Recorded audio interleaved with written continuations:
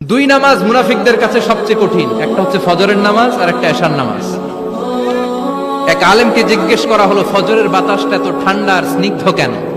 আলেম উত্তর দিয়েছিল, কারণ ফজরের বাতাসে মুনাফিকদের নাকের দুর্গন্ধ মিশে না। ফজরের বাতাসটা স্নিগ্ধ, ফজরের সময় আল্লাহওয়ালাদের আনাগোনা, মুসল্লিদের আনাগোনা, ইসলামের পক্ষের শক্তির আনাগোনা। চিল্লায় বলেন ঠিক কিনা? মসজিদে নববীতে জুমার নামাজের দৃশ্য আর ফজরের নামাজের দৃশ্য ছিল এক। বাংলাদেশে ফজরের নামাজের দৃশ্য আর জুমার নামাজের দৃশ্য এক নাকি? ফজরের নামাজের সময় মুসল্লি নাই, এক কাতার হয় না, আর জুমার নামাজে পাক্কা মুসল্লি দেরি করে গেলে বারান্দায় জায়গা পায় না। কথা কন। তাহলে আগামীকাল ফজরের নামাজটা আমরা জামাতে পড়ব ইনশাআল্লাহ। এত আসতে আরো জোরে পড়েন ইনশাআল্লাহ। মনে থাকবে ইমাম সাহেবকে এই মসজিদে